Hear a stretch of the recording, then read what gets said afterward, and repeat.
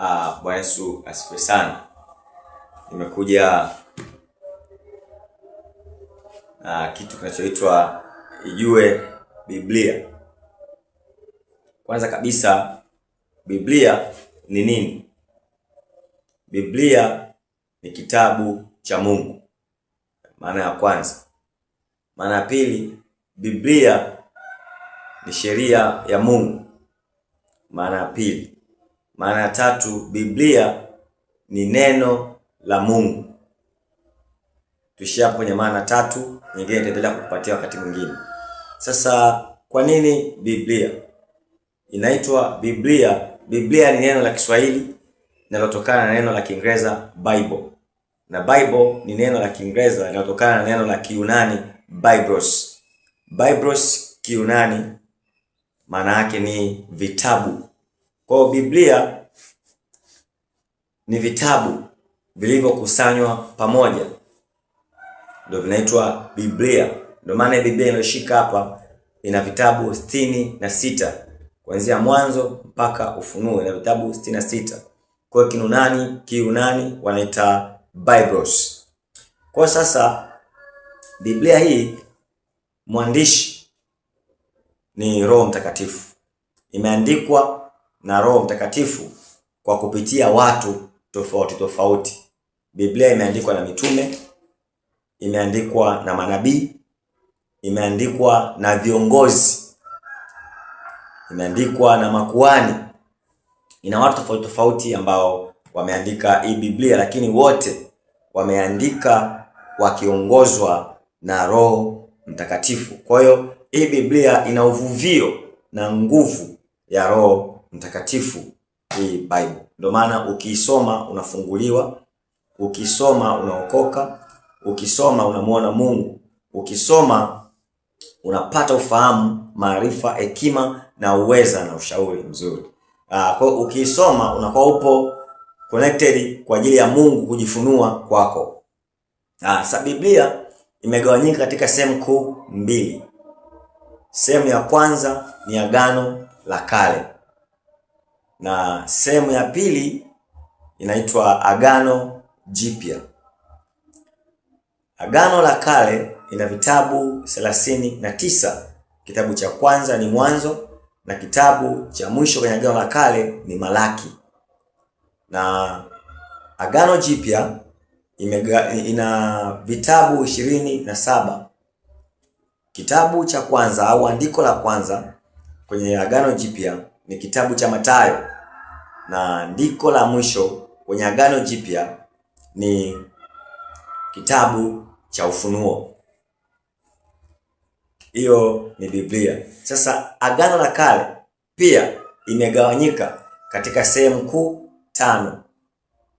Sehemu ya kwanza ni vitabu vya Torati. Torati vitabu 5: Mwanzo, Kutoka, Mambo ya Walawi, Hesabu, Kumbukumbu la Torati. Hivyo ni vitabu 5, hatua ya kwanza. Sehemu ya pili ya Agano la Kale ni vitabu vya historia ya Israeli au vitabu vya simulizi ya Israeli, ambapo kinaanza pale kwa Joshua mpaka kwa Esther. Sehemu ya pili ya tatu, Sehemu ya tatu ya Agano la Kale ni vitabu vya mashairi au vitabu vya hekima, ambacho ni Ayubu, Zaburi, Methali na Mhubiri na Wimbo Ulio Bora, vitabu 5. Hiyo ni sehemu ya tatu.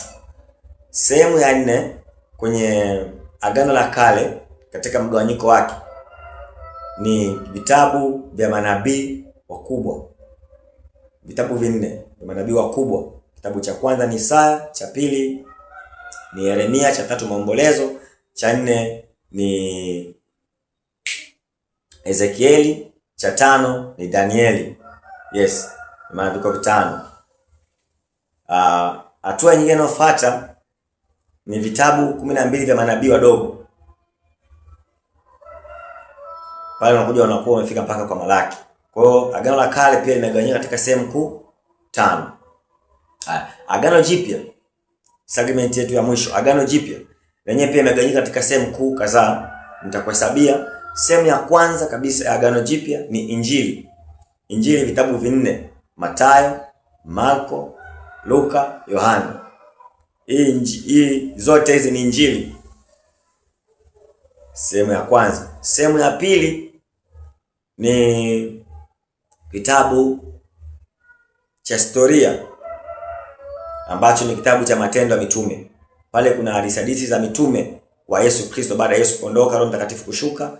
Kuna simulizi pale ya kitabu cha Matendo ya Mitume. Sehemu nyingine inayofuata ni waraka. Sehemu ya tatu inayofuata ni waraka wa Mtume Paulo, nyaraka za Mtume Paulo. Ziko 13. Hiyo inajitegemea. Sehemu ya 4 inayofuata nyaraka za wengine. Nyaraka za wengine nazo zipo kadhaa. Baada ya hapo, sehemu ya 5 inayofuata ni kitabu cha kinabii ambapo tunampata ni Ufunuo wa Yohana. Kwa hiyo mgawanyiko wa Biblia katika makundi uko hivyo. Unapotaka kusoma huwa unaelewa kwamba kitu unachokisoma, Biblia unayosoma imegawanyika vipi, na ukitaka kupata taarifa vizuri za manabii usome wapi ili uweze kuelewa ni kitu gani ambacho unakisoma aidha unakifundisha. Kwa hiyo ijue Biblia kwa sehemu kama hivyo. Itakusaidia sana kujua kitabu unachoishi nacho ni cha design gani. Kina nguvu ya Mungu ndani yake, kinaokoa, kinafungua, kinasaidia, kinabadilisha, kinatukutanisha na Mungu. Mtu atafsiri maandiko kama apendavyo, bali jinsi Roho apendavyo.